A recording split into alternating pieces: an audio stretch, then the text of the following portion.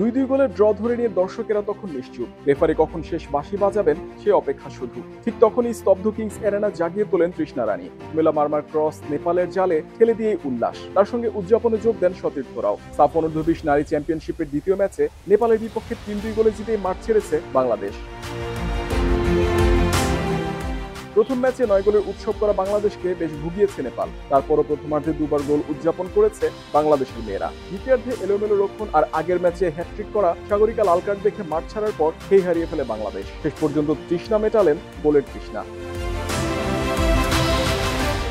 Match শুরুর 3 মিনিটের মধ্যে দুবার কর্নার পায় বাংলাদেশ, কিন্তু কোনোটিই কাজে লাগাতে পারেনি মেয়েরা। চতুর্থ মিনিটে ডান পাশ ধরে আক্রমণে ওঠা বাংলাদেশের পূজা দাসের লম্বা শট পোস্টের পাশ দিয়ে চলে যায়। অষ্টম মিনিটে জয়নব বিবির লং শট কোনোমতে আটকে দেন নেপালের গোলকিপার সুজাতা তামাং। এভাবে নিয়মিত প্রতিপক্ষকে চাপে রেখে 13 মিনিটে কাঙ্ক্ষিত গোলের দেখা পায় বাংলাদেশ। বক্সের বাপাস থেকে সাগরিকার বাড়ানো বল পেয়ে জটলার মধ্যে থেকেই শট নেন মুনকি আক্তার, কিন্তু তার শটে তেমন জোর না থাকায় প্রতিপক্ষ খেলোয়াড় গোল লাইন থেকে ক্লিয়ার করেন। সেই বল ডান পাশে ফাঁকা পেয়ে ফিরতি শটে জালে জড়ান সিনহা জাহান শিখা। চলমান সাফে যেটা তার দ্বিতীয় গোল।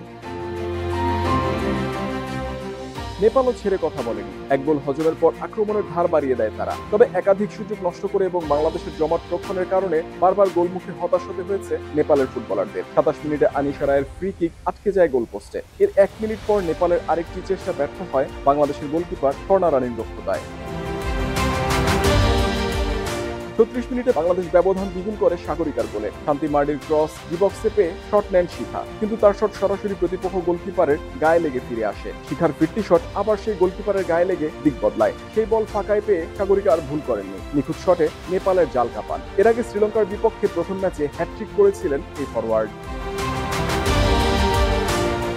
বিরতির পর ম্যাচের 55 মিনিটে মেজাজ হারিয়ে হাতাহাতিতে জড়ান বাংলাদেশের সাগরিকা ও নেপালের সিমরান রায়। শাস্তি হিসেবে সরাসরি লাল কার্ড দেখেন দুজনই। ফলে দুই দলই ম্যাচের বাকি সময়টা খেলে 10 জন নিয়ে। সাগরিকা লাল কার্ড দেখে মাঠ ছাড়ার পর বাংলাদেশের আক্রমণ ভাগ খানিকটা ঝিমিয়ে পড়ে।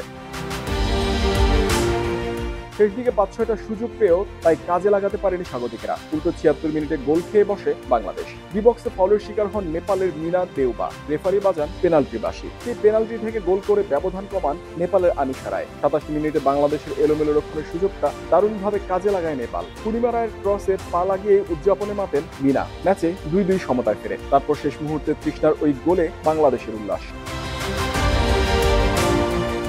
5টি দেশ এই টুর্নামেন্টে অংশ নেওয়ার কথা থাকলেও শেষ পর্যন্ত ভারত নাম প্রত্যাহার করে নেয়। সেজন্য বাংলাদেশ, নেপাল, শ্রীলঙ্কা ও ভুটান এই 4 দেশ নিয়ে শুরু হয়েছে সাফের এ আসর। টুর্নামেন্টের ফরম্যাটেও এসেছে পরিবর্তন। এখন 4 দল রাউন্ড রবিন লিগ পদ্ধতিতে একে অন্যের সঙ্গে দুবার করে খেলবে। একটি দল 6টি করে ম্যাচ পাবে। সবচেয়ে বেশি পয়েন্ট পাওয়া দল হবে চ্যাম্পিয়ন। পয়েন্ট সমান হলে প্রথমে দেখা হবে মুখোমুখি লড়াইয়ের ফল, তারপর গোল ব্যবধান। বয়সভিত্তিক স্টাফে বাংলাদেশের সাফল্য অনেক। সবশেষ 2024 সালে এই প্রতিযোগিতায় ভারতের সঙ্গে যৌথভাবে চ্যাম্পিয়ন হয় লাল সবুজের দল। এখন পর্যন্ত হওয়া 5 আসরে 4বারই শিরোপা জিতেছে বাংলাদেশ।